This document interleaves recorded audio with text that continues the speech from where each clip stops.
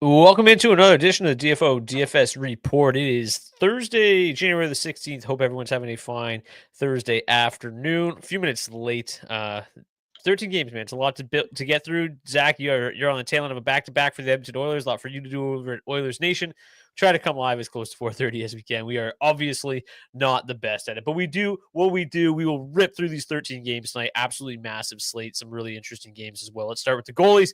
Not waste too much time here. Elvis Merzlikins starts for the Columbus Blue Jackets. Alexander Georgiev goes again for the San Jose Sharks. Sergei Bobrovsky will start for the Florida Panthers. It will be Cam Talbot for the Detroit Red Wings. Joseph Woll likely to get the nod for the Toronto Maple Leafs, who will be without John Tavares this evening. Jacob Markstrom projected to get the start for the New Jersey Devils, although unconfirmed. Unconfirmed who starts for the Tampa Bay Lightning and Anaheim Ducks. We're projecting to see Andrei Vasilevsky and Lukas Dostal. Levi Marilyn gets another start for the Ottawa Senators, projecting to see Logan Thompson for the Washington Capitals. New York Islanders will go with Ilya Sorokin, who finally returns from an illness. Sam Ersson back between the pipes for the Flyers. Connor Hellebuyck gets likely to get the nod for the Winnipeg Jets, projecting to see Joey Daccord for the Seattle Kraken. UC Saros back between the pipes after a night off the other night. For the Predators, it'll be Arvid Soderblom for the Chicago Blackhawks. Joel Hofer versus Dustin Wolf. Jake Ottinger versus Jakub Dobish. We've got Karel Vejmelka versus Igor Shesterkin. Mackenzie Blackwood, most likely versus Stuart Skinner after getting the night off yesterday. Thatcher Demko facing the red hot, or likely facing the red hot Darcy Kemper for the LA Kings. Smash that like button. Zach is back. Adam obviously doesn't watch small slates, only big slates. Zach was back yesterday, but yeah, you can still smash that like button. Absolutely. What are your thoughts on the Ottawa goalie? He looks good. Yeah, I mean, there's really no reason to doubt Marilyn at this point. He's looked absolutely tremendous. He's got it's obviously difficult to put a ton of stock into a 3-game sample, but so far, so good. And yeah, I mean, pretty good matchup tonight against, what is it, the Islanders, if I recall correctly? Yes. No, not the Islanders, the Capitals. So maybe not as good of a matchup, actually. But yes, let's get into tonight's slate. We'll answer all of your questions as we go along. We've got 13 games to get through. We got the Blue Jackets versus the Sharks. The Blue Jackets minus 170 home favorites, 3.5 implied total, 2.7 implied total for the San Jose Sharks. Obviously, when you look at the slate as a whole, there's not a whole lot of games that stick out as great game stacking environments. The Blue Jackets versus the Sharks feels like one of the ones in which that could be a viable option. The matchups for this game, obviously really good matchups across the board for the Columbus Blue Jackets. The San Jose Sharks really struggle defensively, but good matchups also on the San Jose side of things. The Sharks obviously popped off a little bit in Detroit the other night, but based on the underlying metrics, which is this tab, not a whole lot to love on the Sharks side of things other than that Macklin Celebrini line. They did some damage against the Red Wings the other night. They grade out pretty decently in terms of the actual grading. 32nd overall, $14,800. They're seeing 7% ownership tonight. So drawing a little bit of ownership. People are definitely expecting some fireworks in this one. Columbus one grades out much better, 10th best overall. Again, since Sean Monahan left the lineup, they're not that great. The underlying metrics are not all that strong for that top line, but they do obviously draw a tremendous matchup tonight. You're going to see a lot of San Jose 2, a lot of San Jose 4. Both those lines obviously struggle defensively. What really helps the Blue Jackets is the number 2 power play advantage on the entire slate. They've got the number 2 power play overall in the last 10 games, going up against the 19th ranked penalty kill. Zach Werenski, especially on home ice, continues to be an absolute monster. In fact, over the last 10 games of anybody on this slate, he's averaging the most DraftKings points per game. 4 goals, 14 assists, 54 shots on goal, 17 block shots over his last 10 games. Just an absolute freak, an absolute monster. And even though I'm getting ahead of myself here, but even though he is $9,600, he still projects as the best value on the blue line tonight. That's just how good he's been. Still projected for 10.2% ownership, despite just a massive, massive salary. So yeah, I think that building around this Columbus power play is a good option again tonight. They look red hot. The 5v5 matchup's pretty good. They fully correlate there. And at 8.4% ownership, it's not all that high. Zach, what are you doing here with the Blue Jackets and Sharks game tonight? Yeah, it seems like an interesting spot for the Blue Jackets. Obviously, you like to see them having home ice here. Obviously, they've been a lot better this season at home than they have on the road. I think from the Columbus side of things, my interest is pretty limited to this top line. Obviously, grading out as the 10th best line to target here on the slate.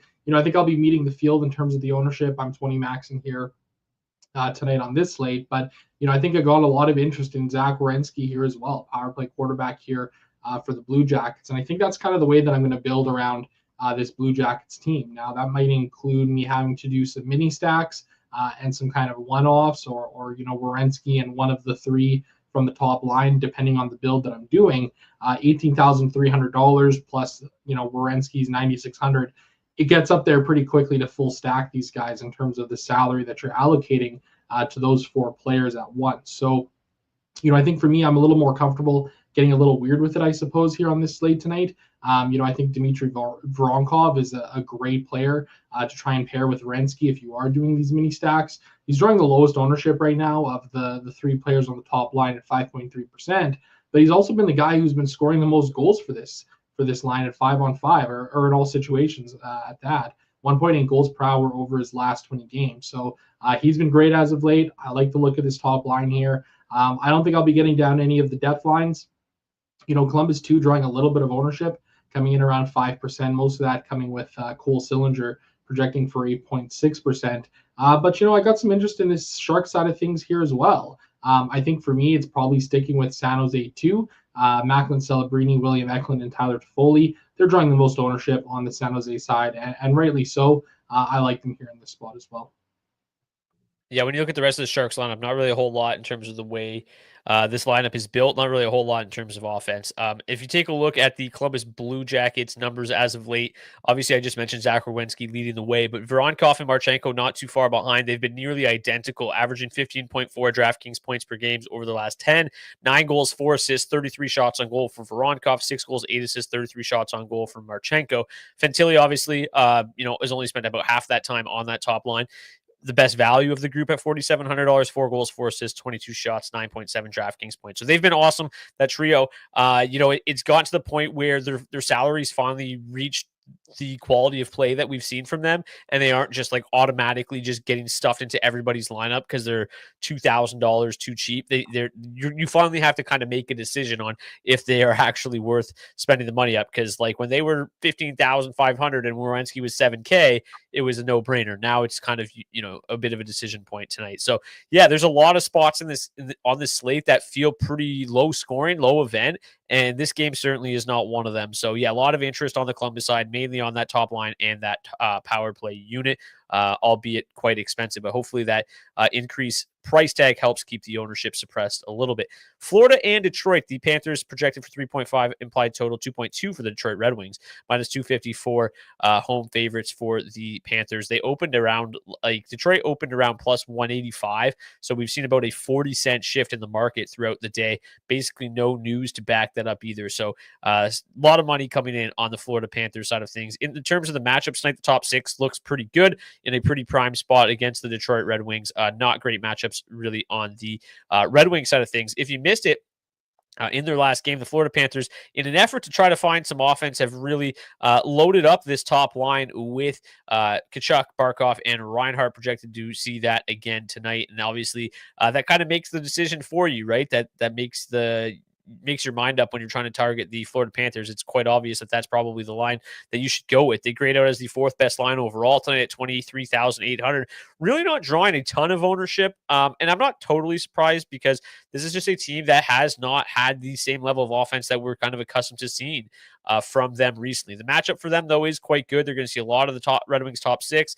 I've talked about it. The Red Wings have been pretty solid defensively, but obviously giving up, 5 the other night against the San Jose Sharks? Was it 6? I can't remember. It was a disaster.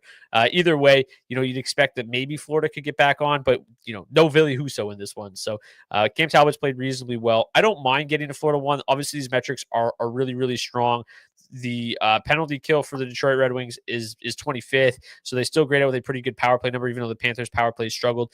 There is a lot to like about Florida 1 tonight. I think, like I said, a lot of money coming in on this Florida side of things. So, they're going to have to score goals to win this game. Tkachuk, 7,700, Barkov, 7,900, Reinhart, 8,200. Pretty reasonable price tags for all three of them comparatively to what we're used to seeing out of them in years past. At 4.3% ownership, I think that they're kind of an interesting spot. In terms of raw projection tonight, they grade out 2nd best overall. So yeah, I'm interested in the Panthers side of things tonight, mainly that top line, because the way the lineup shakes out, like I said, kind of makes your mind up. I still don't mind getting to Detroit too tonight, since Todd McClellan took over. We're seeing a lot more ice time allotted to this second line. DeBrincat and Patrick Kane still very reasonably priced at 5,900 and 5,300. They're seeing literally no ownership whatsoever tonight, and they still have the number one power play advantage on the entire slate. And as I mentioned, their matchup is quite a bit better than what we're seeing for the Dylan Larkin line. They're going to draw a lot more of Florida 2 tonight. Florida 2 not terrible defensively. They're going to see a little bit more of Florida 3 as well, which doesn't have great defensive numbers. So pretty good 5v5 numbers here for Detroit too. Plus, you've got the fact that they've been great on the power play and draw a nice power play matchup tonight. I don't mind going back to literally 0% owned Detroit to a little DeBrincat Kane mini stack if they're going to be upwards of 19, 20 minutes a night again tonight.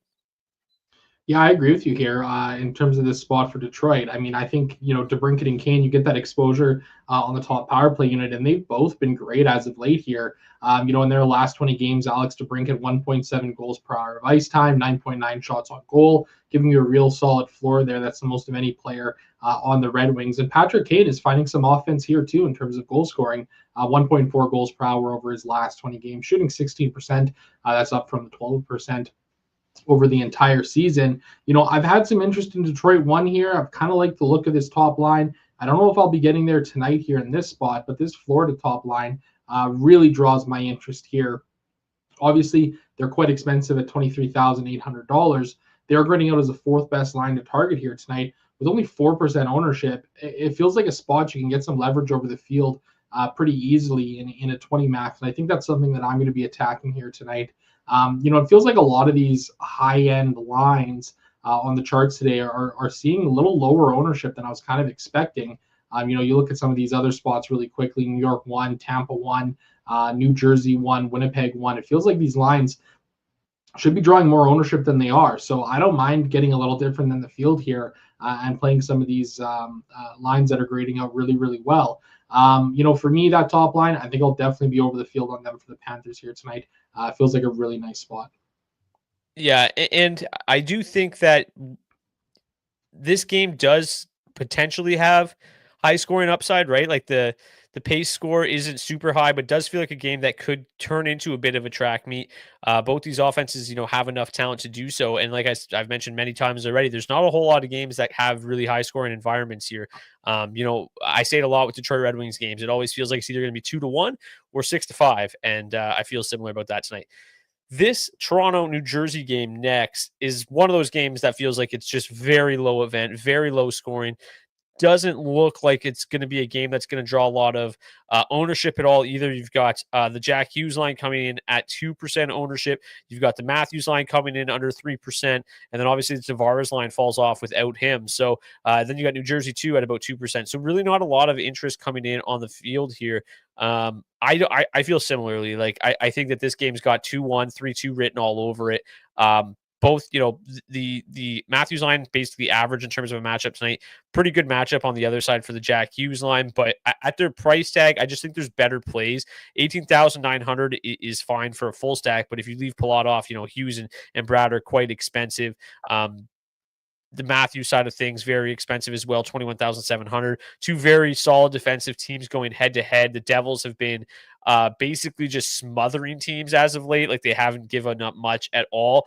Especially when Jacob Markstrom has been between the pipes. Take a look at their last few games. They haven't given up over 3 goals a game since basically right after Christmas. They've given up 3-3-3, 2-3, 2-2 in their last, whatever that is, 7 or 8 games. So very, very good defensively. This is also a Maple Leafs team that's been struggling to score. We know the Devils have been, very dominant in terms of generating a lot of expected goals, but again, they aren't scoring either, not converting on those chances. So this game, I'm pretty happy to stay away from, for the most part. And if they go off, it's really probably not going to hurt you all that much either. Like I said, basically 2% ownership across the board here.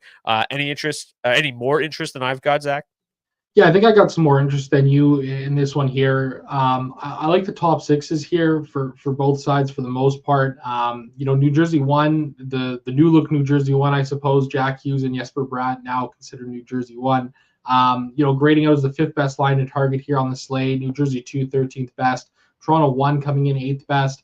Again, as I kind of just mentioned, it feels like there should be a little bit more ownership coming this way in my eyes. This game does have a fairly high pace score. And while I can understand that, they're both teams that have kind of played a little bit more lockdown shutdown style of play as of late here. The Leafs have had some defensive struggles in their top six as of late. If you pull up the line stats, Toronto 1 giving up 3.4 goals against per hour as of late. Toronto 2, 3.0 goals against per hour as of late, and just a terrible matchup score or defensive score for that second line for the Leafs there. So I don't mind getting a little bit different here and playing some of these Devils players. You got the revenge game narrative of Sheldon Keefe rolling back into town here. Don't think I'm going to get crazy like that or anything like that in terms of the ownership here. But I think for me tonight, I'm comfortable getting 5% of New Jersey 1, 2, and Toronto 1 into the player pool here tonight. Yeah, I agree with you in terms of New Jersey would be the route that I would go. That would be the team that I have more exposure to. I feel like I just play them a lot and it hasn't necessarily worked out that great. But as you see here, it's gonna be a lot of top six versus top six. So the top six, the Maple Leafs struggling a little bit defensively. Obviously, the top six for the Devils is in play. They grade out obviously quite well, 5th and 12th best overall. So with Tomas Tatar up there projected to be on that second line, I think that Hischier line with Meyer, Hischier, without Stefan Nation up there, or even Dawson Mercer loses a little bit of its luster. So to me, probably going to Hughes and Bratt more than anything, but again, not a whole heck of a lot of interest. The Lightning and the Ducks. So the Lightning coming off a pretty disappointing performance in Boston the other night. Draw a really nice matchup tonight against the Anaheim Ducks. Massive 324 home favorites against the Ducks. 4.1 implied total is the highest on the slate. Braden Point is expected to be back in the lineup tonight. He was a healthy scratch the other night for missing a team meeting. He is expected to be back on the top line with Nikita Kucherov and Jake Gensel. The only real difference here is that the Tampa Bay Lightning are still going to kind of roll out these different weird-looking power play units. You've got Cirelli, Paul, Kucherov, and Hagel on the top power play with Victor Hedman. Then you got Point, Gensel, Radish, Kucherov on the second unit. So Kucherov was on both power play units in the morning skate. This is not an error. Should see a ton of power play time tonight. Obviously fully correlates on that second unit with his line mates at 5v5. Maybe give a small bump to Hagel and Cirelli, given now they're on the first power play unit. But how much can we actually expect you to just staple Point and Gensel to the bench on the power play, right? You have to imagine these two units probably going to see an equal 50-50 split for the most part. The matchup's obviously just terrific across the board here for the Tampa Bay Lightning. I've been in love with Tampa Bay too throughout the season. I think they're a tremendous value. Their underlying metrics are better with Connor Geekie. They're fine with Nick Paul. Paul's been okay as well as of late, $4,100, 17,500 to full stack them at just 6% ownership. Feels really good. I'm a bit surprised at how low the ownership is for Tampa Bay as a whole. The top line's outrageously expensive at 26,500, but really not seeing much ownership at all. Gensel just 1.6%, Point is just 1.1%. Very surprising in this matchup. We know that the Ducks have been, pretty good at keeping the puck out of the net at times because their goaltending has been spectacular, but defensively they still don't grade out very well at all. Take a look at the numbers here. It's pretty bleak across the board, specifically in that top six, which is, the majority of the matchup specifically for the Tampa Bay second line. So a lot of interest in this Tampa Bay top six. Very easy to get over the field tonight. Nikita Kucherov, easily one of my favorite one-offs at $9,800, obviously expensive, but the general public feels similar to me as well in that regard. Seeing 11% ownership, so 10 times as much ownership as his line mates. But yeah, I love Tampa too. Basically on every slate tonight, I'm going to be getting to them a lot, and probably coming at least double the field. And same thing goes with Tampa 1. So really good spot here for Tampa. Very low owned comparatively to what I was expecting. I'm assuming you have similar feelings in this one. Yeah, absolutely. I mean, let's not forget that 11 days ago, the Lightning had visited the Anaheim Ducks and lost 4-1 on a night where they were facing or seeing pretty heavy chalk. It feels like this is a little bit of an overreaction from the public here to have this low ownership on Tampa 1 and Tampa 2, or specifically Tampa 1. I mean, you mentioned Gensel and Point. I'm going to be well over the field on all of these players and in stacks too. This feels like a great spot for them, and I do understand the concern. As Javier Hernandez mentions in the chat, about doesn't matter if Dostal is playing. Yes and no. Dostal's had better numbers on the road this season, but in the same breath, I think this is a Tampa Bay team that's going to want to kind of correct the course here after getting embarrassed by them just 11 days ago. Anaheim has been playing some better hockey here as of late, but this low ownership here, man, it just seems like an excellent leverage spot on a massive slate like this. So I have no problem getting well over the field and planting a flag on the Tampa Bay Lightning here tonight. I really like the look of them going up against the Ducks. Yeah, like I think that it would be a different argument if we were sitting here and they were drawing 20%, 15% ownership. We'd probably have to have some more difficult conversations. But at this low ownership, it's very easy to get north of the field. And yeah, maybe Lucas Dostal's been better on the road this season, but the Lightning have been just unbelievable on home ice. I'm just trying to run some quick numbers here. In their last, what is this, like 10 games at home, they've only been held to 2 goals once. They've averaged 4.4 goals in their last like 10 games on home ice. So they've been really good. I have no real issues going to them tonight, given how good this matchup is. I don't really have a lot of interest in the Duck side of things. The underlying metrics for that top 6 remain pretty strong, but obviously Andre Vasilevsky, hopefully a net for them, looking to bounce back after a disappointing performance in Boston. If Johansson makes a surprise start tonight, maybe pencil in some Anaheim, but matchup score is good. The underlying metric scores are good, but I just don't have a whole lot of faith in this Duck squad on a 13-game slate. Their top line grade now 20th overall at 14,800, seeing basically no ownership. I'll probably join the field in not targeting them tonight. Quick look at the power play before I get your final thoughts on this one, Zach. The Ducks power play also the 32nd ranked in the league over the last 10 games, going up against the number 2 ranked PK. The Lightning, okay on the power play as of late, 13th best, going up against the 21st ranked PK. So seeing the 11th best matchup overall. Any final thoughts on this one, Zach, before we move to the Sens and the Capitals? Yeah, I think as you mentioned, if there's a surprise start for Johansson, I'll be getting to some Anaheim here. Probably nothing super crazy, but 5-10% for Anaheim 1 and 2 would probably be something that I would jam a little bit in. I just want to look ahead here really quickly. You can typically just find Jonas Johansson starts on the weekend or on back-to-backs. Yeah, no back-to-backs coming up. So maybe they'll try to work him in. I have no real reason to suggest that other than the fact that Vasilevsky struggled the other night. That's the only reason that it might happen, but I would expect Vasilevsky this evening.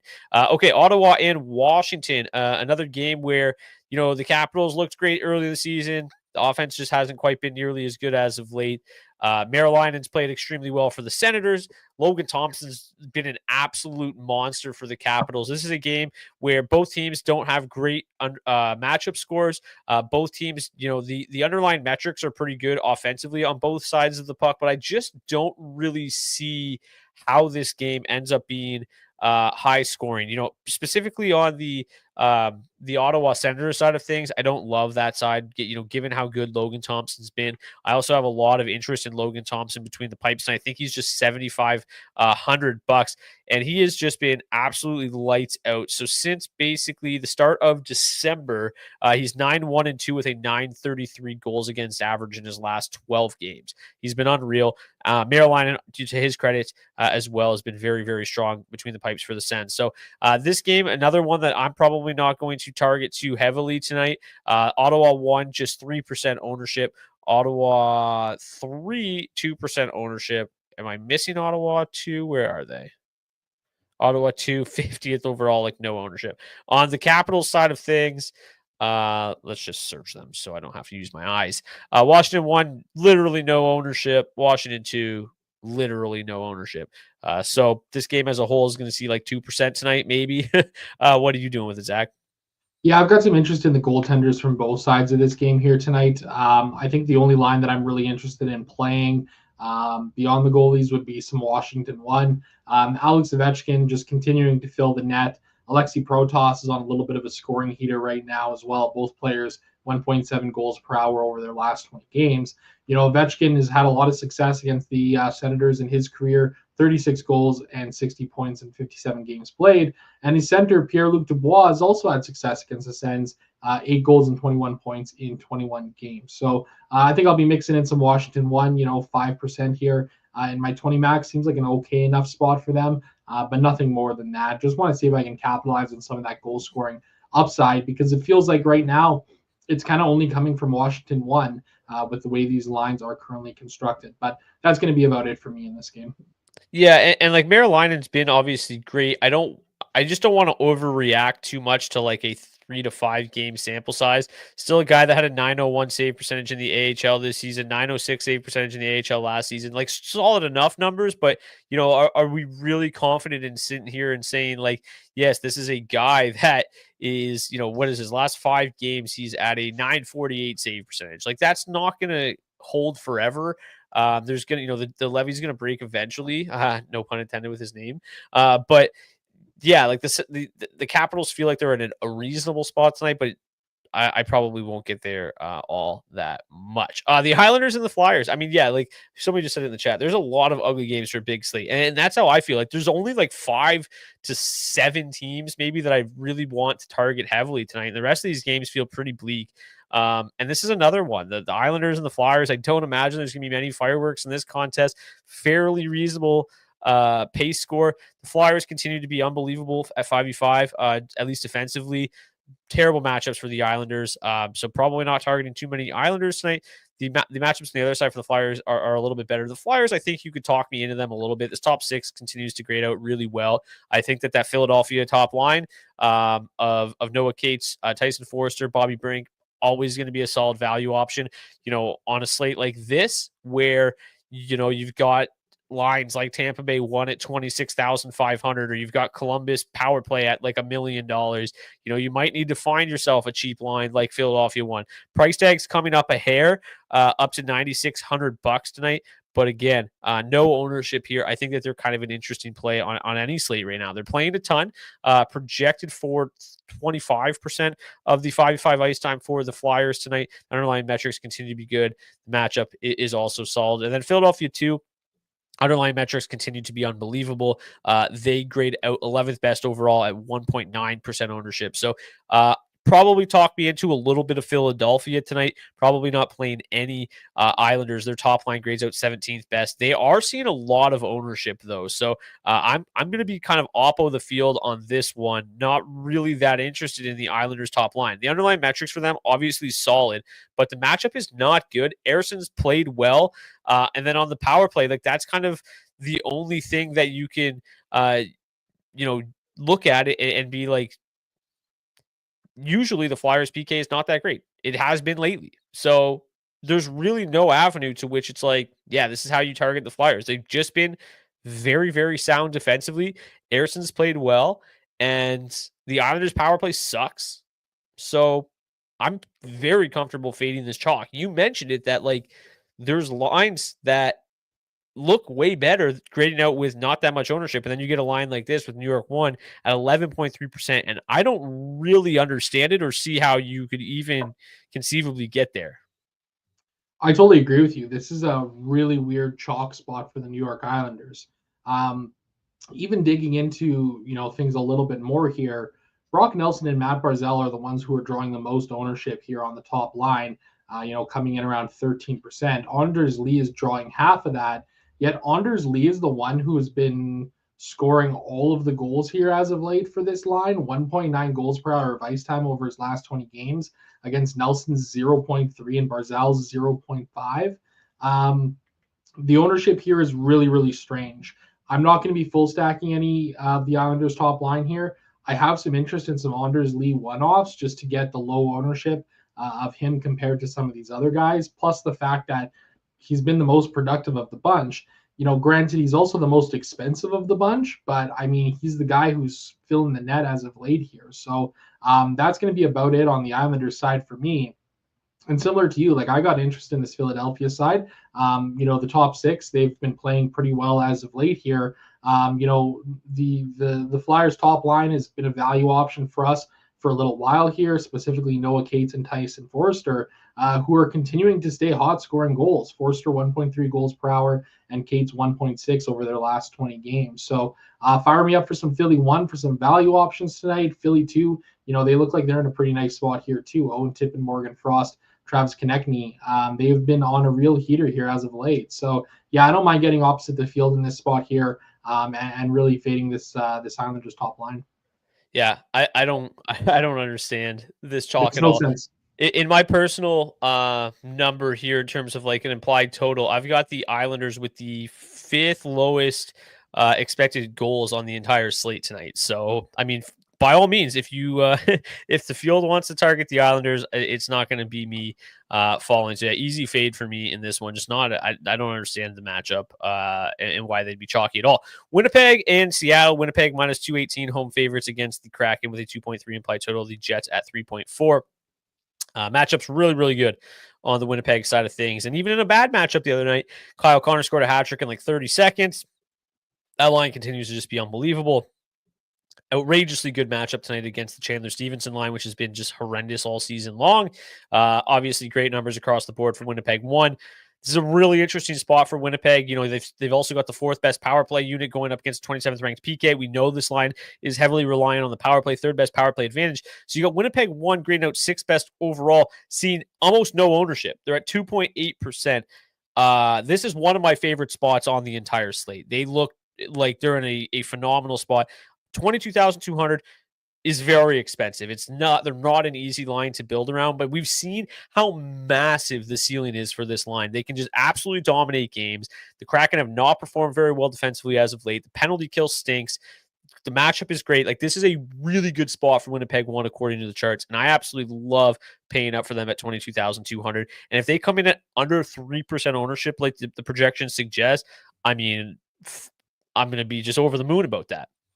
Yeah, absolutely. The line stats speak for themselves. They've been excellent as of late. The power play, as you mentioned, just rock solid. And their matchup tonight is tremendous because they're projected to see 49% of their ice time against that Seattle Kraken second line. Look how abysmal they've been defensively. I mean, their defensive score is an 8.6. That is absolutely horrendous and easily one of the lowest on the entire slate here tonight. So again, this is one of these spots where it's like, I don't understand why this ownership isn't coming in on the Winnipeg Jets top line here. But again, you know, we talk about this pretty regularly. Like, the public perception of the Kraken is that they're still this strong defensive team who's going to kind of grind you out and play games that way, low scoring affairs. That hasn't exactly been the case for them this year. Like, they have really struggled defensively, as evidenced in, you know, their shot attempt share and their expected goal share numbers as well. This bottom 9 has been really, really hammered by opposing teams. So listen, again, if nobody wants to play Winnipeg once tonight, I'm happy to be like extremely over the field on them and grab some leverage on this big slate that way. Yeah, speaking of my personal number here, I've got the Jets, the 3rd highest implied total on the slate. So if that's going to happen, if they're going to get there, it's going to be through Winnipeg 1, as it has been for the majority of the season. You know, since coming back from injury, Joey Decord has been, you know, he's had a couple good performances, one stinker, 923 save percentage. Like, he's a goalie I like, but this is just not a good matchup for him. And I think that the Jets can kind of stomp out the Kraken, who have had some really ugly performances of late. So yeah, fire me up a lot of Winnipeg. I'm assuming you don't have any interest going up against Connor Hellebuck on the road. Okay, so no, thank you. I mean, I've got some interest in Seattle in general in the right spot, especially with that new look top line. But yeah, just absolutely no interest here tonight. Even that new look top line, right? Like, I said it when it happened. I was like, these numbers, like, I didn't want to put too much stock in that small sample, and we're seeing it come back down to life. Like, it's very just pedestrian now. I mean, slightly above average, but that's also including a red hot start. So that just goes to show how bad they have been. Not bad, but how just not explosive they've been in recent games. So Chicago and Nashville, the Predators minus 283 home favorites, 3.8 implied total is, I believe, the 2nd highest on the slate. This is the chalkiest line on the entire slate. Nashville 1 coming in the most ownership of anybody at 15.8%. They're just $17,900. They've been playing very, very well as of late. That top line has, you know, you got to kind of credit this Nashville coaching staff with sticking with it with this top line, because it didn't really work for a little bit at the beginning, and then they stuck with it, and now they've been just kind of firing on all cylinders. On home ice too, the Predators have been much better. They've been scoring a lot when playing in Nashville, so this is a really nice spot here for this Nashville top line. Great matchup tonight. They're projected to see a lot of the Jason Dickinson line. Now you got to I have to remind the viewers that, you know, the way I do the matchups is based on previous games against similar teams if they haven't played this team already. So more often than not, Nashville is matching up with the opponent's third line. That doesn't necessarily mean that that's going to 100% be the case tonight. You're not going to put your top line in a tough matchup against the Dickinson line. So there's a good chance that Nashville 1 and Nashville 3's matchup flips, which would then lead to a 99 matchup score for Nashville 1. Because like I said, you're not going to put your top line in that difficult spot. Even if that is the matchup, the Dickinson line has not been nearly as good this year. So it doesn't frighten me that much. But if that matchup does flip and they see a little bit more of the second line, I mean, they're just going to absolutely destroy them. So really solid offensive numbers, not spectacular, but good enough in this matchup. And then the power play also in a pretty decent spot, 5th best overall. So I like getting to a lot of Nashville. You know, I think that whenever this team is super chalky, it's a little bit nerve wracking, but I don't mind. You know, it's not overwhelming. I don't mind meeting the field around 15%, but I probably won't be over or under really. It feels kind of like a comfortable number here. Don't want to get too carried away, but don't want to be left behind either, because I do think that this is a line that at their price tag is in a really nice spot. And we've seen them have some kind of explosive games as of late as well, and can break this slate open if Chicago just puts up another one of their stinkers, which we've seen a lot of recently. Yeah, absolutely. Again, with these pivot options that we've been kind of finding so far on this slate here, I think eating the chalk on Nashville 1's a fine move tonight. 15% is nothing crazy here, given some of these other low ownership spots that we've seen. You know, they've been finding ways to continue to chug along, even with Philip Forsberg forgetting how to score goals, which is one of the most baffling things to me this season. Better lately, at least. Yeah, a little bit better, but I mean, even over his last 20 games, he's only shooting 5% and 8.4% on the season. That's nothing like where it used to be for Forsberg. You know, the nice thing about him is that his shot volume is still solid at 10.2 shots on goal per hour of ice time, and with that, his salary has come down to $7K. Like, that's a pretty nice number there. And if all of a sudden he starts to figure it out here and remembers that he's one of the best goal scorers in the NHL, well, all of a sudden we got a guy here at a really reasonable price who's got a really, really high ceiling for you. So this feels like a great spot tonight for Nashville 1. I've got interest in loading up on them here tonight. And, you know, like Nashville 2 at 4.3%, like fire me up for a little bit of this as well. I don't mind a little mini stack of Ryan O'Reilly and Gustav Nyquist, you know, for some salary relief here tonight. I think that's a decent play. Nyquist has had a lot of success against the Blackhawks in his career, 12 goals and 26 points in 28 games played. So, you know, and even if they do end up going up against the Chicago 3 line quite a bit here tonight, it doesn't really scare me off, because again, that line, they've been good defensively, but nowhere near where it's been in the past. Yeah, so Phil Forsberg has scored in 3 consecutive games, so regression is hitting in a big way for him finally. He had gone, like 18, 20 games prior to that without a goal. It was November 25th was his last goal before he scored on January 7th. 18 games without a goal. Now he's got goal is in 3 consecutive games. Hopefully he can stay hot. But like you said, going 18 games without a goal means your price tag is going to drop. Now he's heating back up, and you want to be able to take advantage of it at 7K before it kind of skyrockets back up. Yeah, Marchessault averaging 13 DraftKings points per game over the last 10. Forsberg 13 points per game. Stamkos a little bit lower at 9 DraftKings points per game. Would still like to see Roman Yossi's salary come down a little bit more, because he just has struggled so much. But at $7,100, I mean, he's one of the best defensemen in the world. He's had a tough season, but you know, we're used to seeing him, you know, north of $8,000. So at $7,100, I think having some Roman Josi exposure tonight is a good idea as well. So yeah, really, really think that this Nashville team is in a good spot, and don't mind paying for them. Do you have any interest in Chicago? I kind of just skipped it. Like I don't, I don't. So the matchup on the top line's bad, and that's the only line I would even consider.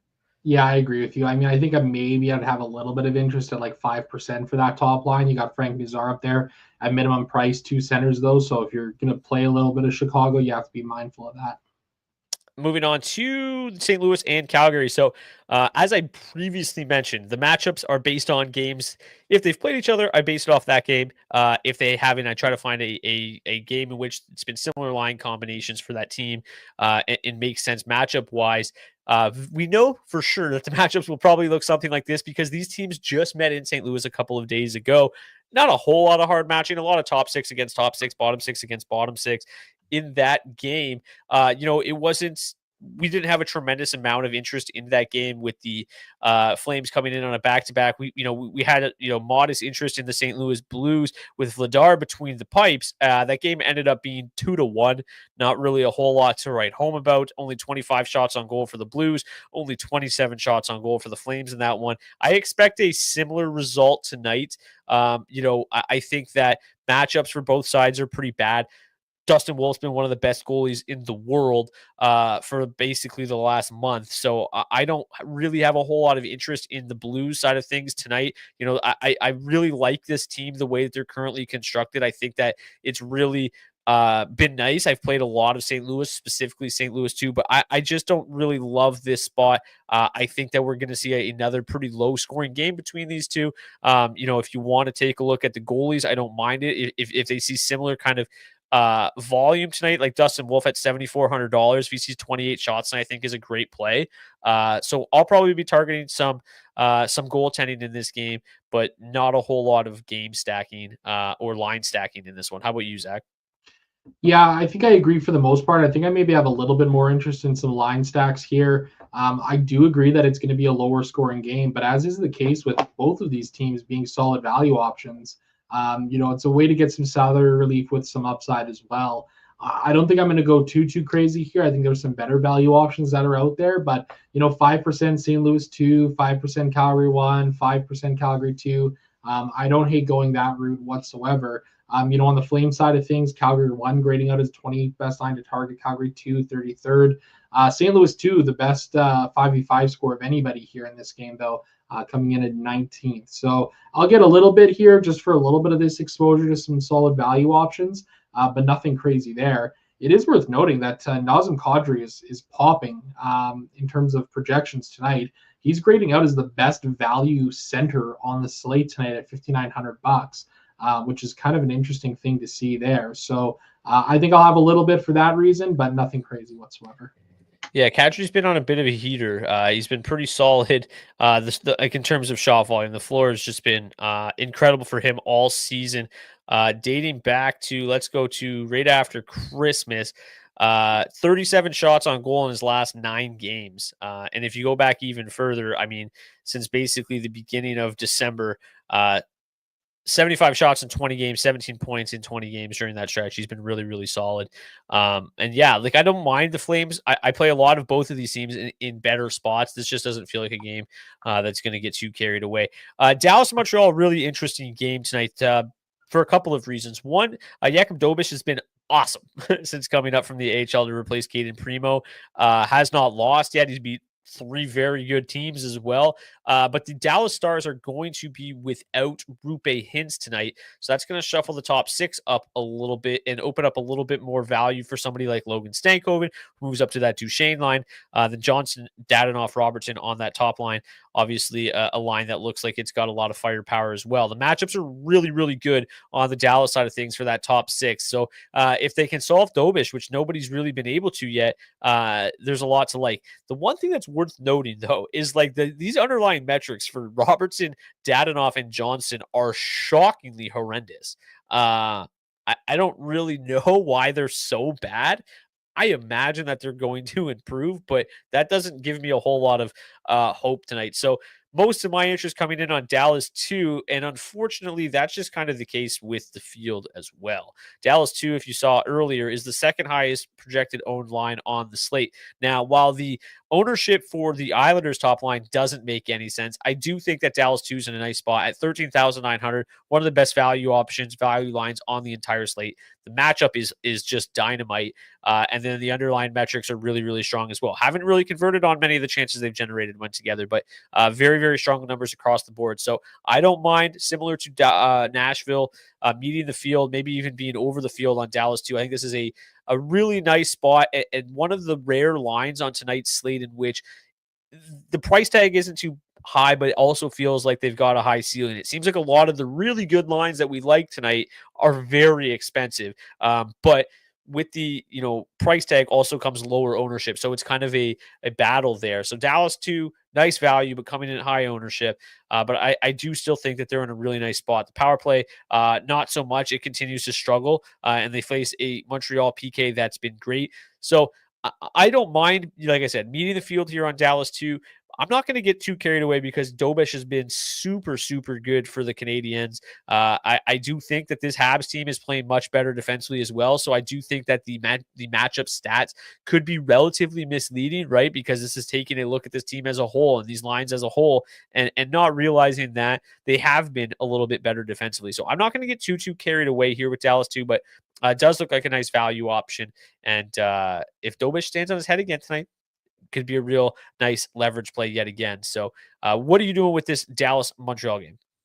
Yeah, I got some interest here in Dallas for sure, specifically that second line too. Comfortable meeting the field here. Similar to Nashville one, I think that like just given the value that these lines are right now, especially here with Dallas too, $13,900, makes sense to meet the field here at about 12%. So I have no problem getting there. I have no problem playing a little bit of Dallas one as well. I mean, Robertson and Wyatt Johnson, you get some correlation on the top power play there. And as you mentioned, obviously, the Habs have been tremendous on the penalty kill here as of late, grading out fourth best over their last 10 games. The thing is, they just take a ton of penalties. They're shorthanded 3.5 times per game. The Dallas Stars are expected to have the most power plays of any team on the slate tonight. So, if you think about it and say, okay, well, this young goalie in Montreal probably due for letting in some goals at some point here. This feels like it could be a spot where that happens. Given what we've seen Dallas being able to do so far this season, Jamie Benn has been tremendous. Matt Duchene, he's cooled off a little bit here over his last 20 games, but still finding ways to be productive too. And then Logan Stankoven obviously giving you a tremendous floor with 10.4 shots on goal per hour of ice time over his last 20 games. So no problem meeting the field on Dallas 2. I'll probably get a little bit of Dallas 1 as well up there. And honestly, like I don't mind mixing in a little bit of Montreal 1 here. Their line stats have been really great as of late here. 4.8 goals per hour of ice time. They're generating some pretty good looks and all that sort of stuff as well. So, it's going to be a little bit tough for them, I think. But in the same breath, Nick Suzuki, 3 goals and 12 points in 9 games against the Dallas Stars. Cole Caulfield, 2 goals, 4 points in 6 games. So these guys have had some success against Dallas, and maybe there's a real different pivot option that you could play here while still getting some exposure to this game. Tom wants to know, how on earth is this Dallas-Montreal game having a lower pace score than Vancouver-LA? So a couple of reasons here. One, a lot of it has to do with the fact that Dallas plays 30% of the ice time and seemingly does nothing on the ice. At least they haven't in the past. 46 shot attempts per 60, 46 shots against per 60. Very, very low number. And then, the defensive metrics here in terms of shot attempts against for the Dallas bottom 6, very, very low. So that's why the pace score looks so bad. I would imagine it's going to be a little bit higher because I can't imagine Dallas one's actually this bad. I mean, they have been in the past, but Johnson's been playing a lot better as of late. Robertson's been playing a lot better as of late. Dadonov's been pretty solid as well. So I imagine those net metrics will probably be better next time they play. If Hintz misses another one, but that's why it looks like such a low event game. But I would imagine it's still going to be a little bit higher event than Vancouver, LA when things are all said and done. Moving on to Utah and the Rangers. I think that this is one of the more interesting games on the entire slate because this one does feel like one that can get a little bit higher scoring. Now, I talked about it a little bit recently that the Rangers seem to have started to kind of right the ship. Their last 5 games have been a lot better. I went and looked at the metrics during those 5 games, and believe it or not, at 5v5, they're actually grading out very well defensively as of late. They are starting to figure it out. And this top line is one that we said that, even despite all the struggles, they continue to possess very strong offensive metrics. They grade us the number 1 line overall tonight at just 7.5% ownership at just $17,700. I really like this spot for New York tonight. This top line is one that we used to play a lot of, and it's been a while since I've gotten there, but the power play is in a decent spot tonight as well. 8th best overall. They face a Utah team that's the most undisciplined, second most undisciplined on the entire slate. So just a lot really coming up for New York one tonight. The matchup, as I mentioned, pretty good. They're going to see a lot of that top line: Logan Cooley, Nick Schmaltz, Clayton Keller. They've given up 4.5 goals against per 60. They haven't been quite that bad defensively, but still giving up a lot of goals. So this is a New York top line that plays a shitload, projected for 33% of the ice time. Really good numbers. Also pretty good on the power play. They fully correlate in the top power play unit, just 7.5% ownership. I think this is a really nice spot for the Rangers top line. I do think that the second line, if you want to get to Samika's Zibanejad and company, they're just so cheap now, right? Zibanejad down to $4,400. I mean, he looks like a solid value option. I probably won't get down to the third line, but like Heidel and Kreider are, where are they? Really low. 42 and $3,400, super cheap as well. I think this is a decent spot for the Rangers tonight. And I'm going to get there for sure, mostly on that top line, but I don't mind maybe mixing a little bit of Mika Zibanejad as a one-off potentially at $4,400. I think that he's been a little bit better. Like I said, this team seems to be kind of finding its stride a little bit more so, closer to what we expected in the preseason. Just taking a look at Mika Zibanejad's since Christmas, 6 points in 9 games, is averaging over 2.5 shots per game during that stretch. So at $4,400 does feel like an okay value option. But most of my interest coming in on New York 1, the number 1 line overall. Utah drawing a fair amount of ownership as well, obviously, right? People are like, okay, this team sucks. The Rangers suck defensively. Like, we're targeting Utah one thing. I don't know if that's necessarily the case. Like, I'm not going to put a ton of stock in the fact that the Rangers have only been better defensively for 5 games, but we know that this top line for Utah really hasn't clicked. And then the underlying metrics continue to be pretty poor. So to me, I'm probably not going to get to too much Utah. I like getting to Igor Shesterkin between the pipes tonight. I think that he's a strong play. Where does he grade out? No, I don't see him. There he is. $7,800, 3.2% ownership. I really like getting to Igor tonight as well. So hopefully what we've seen recently from the Rangers continues to carry over into tonight, because I've got interest for sure. Any difference from you, Zach? Yeah, I've got interest here in the Rangers top line. I was trying to get them into my my daily face-off head-to-head lineup here tonight. Couldn't figure out a way to make the money work. Went with some other options instead. But yeah, I've got a lot of interest here. Number 1 line on the slate. I think that in and of itself makes me want to get over the field on them. Doubly so considering they're only 7.5% projected ownership here. So I don't mind getting to the Rangers side of things here. I don't know if I'm going to get down to that second line or that third line, but I do have some interest in, honestly, both of the goaltenders here, because Karel Vejmelka has been really, really good so far this season for the Utah Hockey Club. 27 games played, 912 save percentage, 17.4 goals saved above expected for him. So fire me up on some goaltenders, fire me up on some New York one tonight. Moving on to the second to last game of the night, your Edmonton Oilers are in Colorado to take on the Avs. The Oilers still getting a lot of respect in the betting market, just minus 101 on the road in the second half of a back-to-back. Very interesting. This game, for the most part, I don't think is going to draw a ton of my interest, just because the Oilers in the second half of a back-to-back, tough spot. Mackenzie Blackwood just doesn't give up goals anymore. And the Oilers have been really sound defensively. So to me, a ton of Colorado tonight probably doesn't make a ton of sense. That being said, the top line does grade out third best overall, and they're just $19,600, easily the cheapest we've seen in the Nathan MacKinnon line, basically as long as I can remember. Getting Lehkonen and Drouin up there with them at 51 and $4,500, very affordable price tag. And we've seen that line play together a lot, more so last year, obviously. Haven't seen a lot of healthy Drouin this year, but last year they were really good. Underlying metrics are simply outstanding. So, that line obviously has a lot of upside.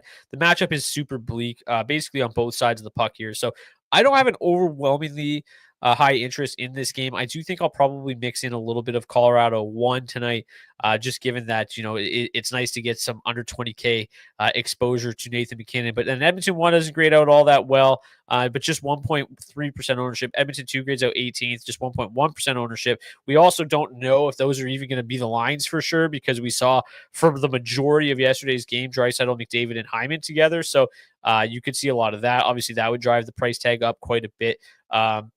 But the main interest, I don't have a lot of interest in this game, is that, 1, Mackenzie Blackwood's been unbelievable, and 2, the Avs power play continues to suck. So I think that's going to keep this game relatively low scoring. I bet the under, and I feel pretty good about it. Zach, I'm sure you're going to make me feel not good about it, because I'm sure you're about to play 25 at least % of Edmonton tonight. Well, you know the rules for me: 150 Edmonton Oilers lineups every single day. So we know different here tonight. No, joking aside. Yeah, I've got interest in this game. Blackwood, obviously, he's been solid as of late. But the Edmonton Oilers are playing some very, very good hockey right now. Maybe some of the best hockey I think I've ever seen them play in my years and years of watching them. Mind you, there was a lot of really bad hockey in the years that I've watched the Edmonton Oilers, but there's also been some good hockey in the last couple of seasons too. You mentioned the fact that the Oilers are in the second half of a back-to-back with travel involved. They're 3-2 in those situations this season, including earlier this year. November 30th, they played the Colorado Avalanche in the second half of a back-to-back in Colorado and walked out with a 4-1 win. So not overly concerned about that for the Edmonton Oilers here tonight. I think this is a game that the Oilers always get up for these big games against big opponents. So I've got no issue getting to the Edmonton Oilers as I usually do here tonight. Will I do my usual 20, 30, 40, 50, 60%? No, I won't. But, I think I'll be comfortably at around 10% for both Edmonton 1 and 2, and probably the same for Colorado 1 as well. I mean, they have been absolutely rolling as of late. Jonathan Drouin has looked great up there since returning from injury, which has been really, really good to see. Him and Arturi Lehkonen, both of them are priced pretty well and helping keep that total salary down as a whole. Edmonton 1, we're seeing Ryan Nugent-Hopkins really heating up as of late. As I mentioned yesterday, he scored a goal, so hopefully you guys got him into some of your lineups. He's at $4,900 here tonight. And Edmonton 2, I mean, just continuing to chug along with great pace. I mean, Draisaitl, again, having a great season. Arvidsson, as I mentioned yesterday, again, too. Really, really turning it on here as of late, continuing to have a great floor, and thanks to his shot volume. So that's kind of the way that I look at it here. At the end of the day, I want to play the best lines with the best players in the league. And Edmonton 1, Edmonton 2, and Colorado 1 have those things. So I definitely have some interest. They have some of the best players in the league, that is for sure. A lot of good hockey players in tonight's game. What did you think about the McDavid elbow yesterday? I was a little nervous. I was like, oh no, it didn't seem like suspendable, but I thought he might see a fine. It looked a little embellishy. What did you think? I think Jeff Merrick summarized it really, really well on the sheet today. It's a penalty. It's a penalty that should have been called. If the penalty is called in the game, we're not having this conversation here today. There wasn't a penalty, so I think that's why there's this conversation to begin with. But, it wasn't anything super egregious. Yeah, he did stick his elbow out a little bit there, but I also think he was kind of bracing for contact from Marcus Johansson as well. So kind of an awkward play. Johansson trying to get out of the way, McDavid kind of bracing himself. I don't know. I don't think it was worth a fine or a suspension or anything like that. Should have just called the penalty. Come on, refs. What are you doing out there? Yeah, it was you don't expect or you don't typically see a play like that from Connor McDavid. So I don't think that it was all that intentional by any stretch. Okay, just a couple of questions here to get to before we get to the fun game. If you're playing Winnipeg 1 with Morrissey, what line fits best with them since they are expensive? I would probably lean towards leaving Morrissey off just because it does start to get very expensive. At that point, you're probably looking at paying down for like a Philadelphia 1 type thing. And at that point, I don't know if that's necessarily worth it. I think if you don't play him, you can afford kind of one of these like $14,000 lines, which is, Dallas too would fit very nicely in that spot. So that would probably be my build. I would probably try to stay away from stacking with Morrissey. If possible, you could probably, maybe squeeze in a DeBrincat, Patrick Kane type thing as well.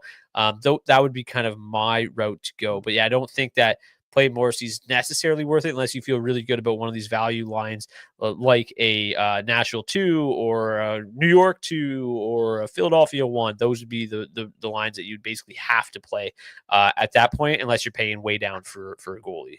Final game of the night, the Vancouver Canucks and LA Kings. I mean, what are we going to talk about here? Nothing. Like, matchups are great on the LA Kings side of things. But the Canucks have been pretty good defensively this year. Like, I'm actually a little surprised at how good those metrics look. Just a lot of lines that we haven't seen played together a lot this year from the Vancouver side of things. So a lot of data from last year for the most part.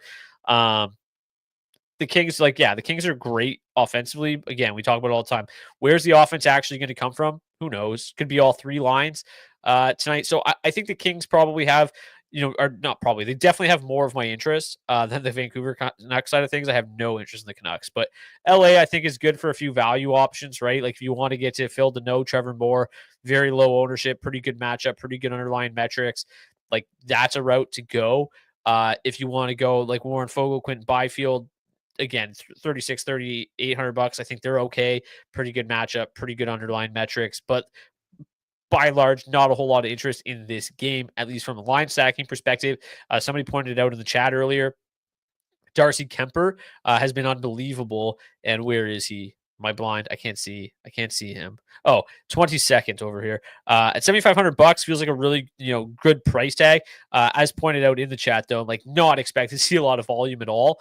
Just 23.7 shots projected for him, the lowest on the slate. So not going to see a lot of volume, but obviously a guy that feels pretty comfortable in terms of a low number of goals against, pretty good shot at taking home the W tonight. Not going to be a guy I play a ton, but might mix him in a little bit. So I don't really have a lot of interest in this game as a whole. I feel like I've said that a lot tonight. Like I would rather at that price tag play Logan Thompson most likely. So this game probably not going to draw too many clicks for me tonight. How about you? Yeah, I kind of agree with you here. It feels kind of bleak. It's always tough with the Kings trying to figure out where that offense is going to come from. That being said, in the last little bit here, LA2, 5.7 goals per hour of ice time. They've been shooting the lights out. It feels like it's going to be a tight game here.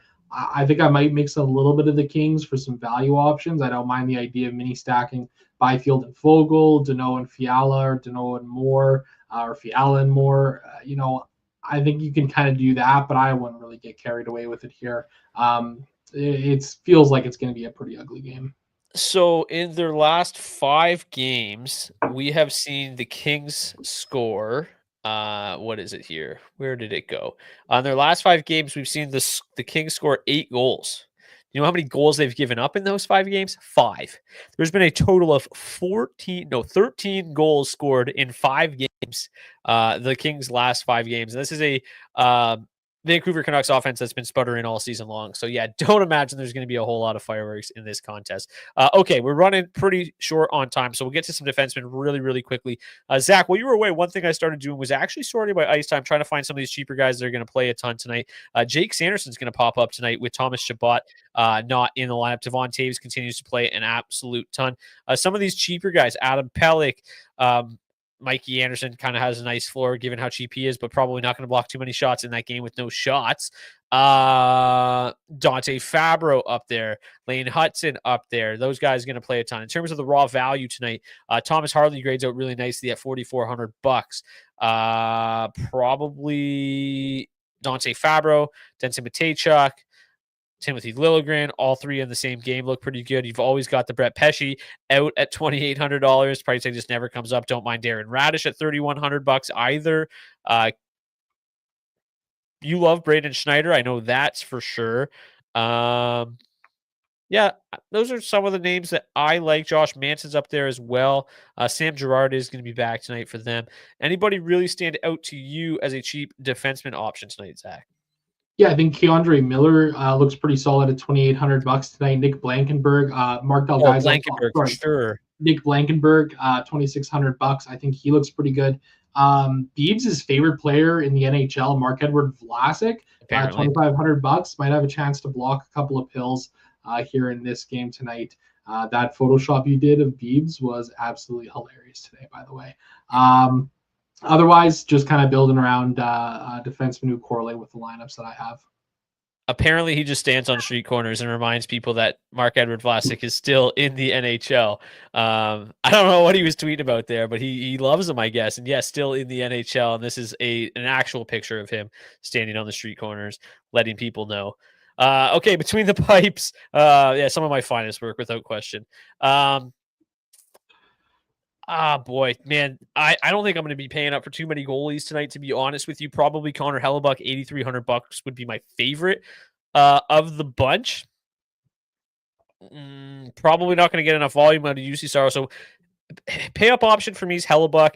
Really, really like Logan Thompson at 7,400 bucks. Also projected for the most ownership on the slate. I also really like Dustin Wolf at 7,400 bucks. And where did he go? Igor Shesterkin at 7,800. Those would probably be my 4 goalies to go to tonight. And then if I'm really paying down, it's going to be Dobish against the Stars at 7K. Yeah, I think those are some solid options there. I think Logan Thompson at 7,400 bucks feels like a great play here tonight.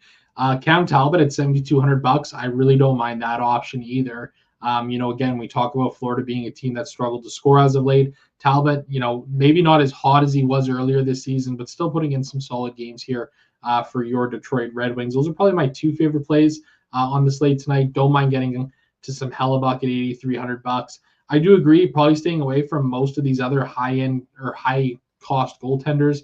Vasilevsky at $8,500, no thank you. Ottinger, little too expensive for me here tonight. Merzlikins 83, Bobrovsky, Saros.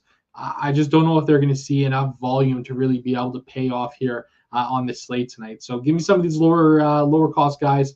I don't mind that whatsoever. A lot of people in the chat love Merrill tonight. For me, probably just a little bit too expensive at $8K, but he's been red hot. Maybe take a chance on Sam Ersson at $7,300, and somebody else said Lucas Dostal 45 saves tonight at $6,900. There you go. Okay, let's get to our hat trick pick challenge tonight. If you want to participate in today's hat trick pick challenge, you can do so by commenting your hat trick pick in the comment section of the video on YouTube, not the live chat. Wait for the show to end.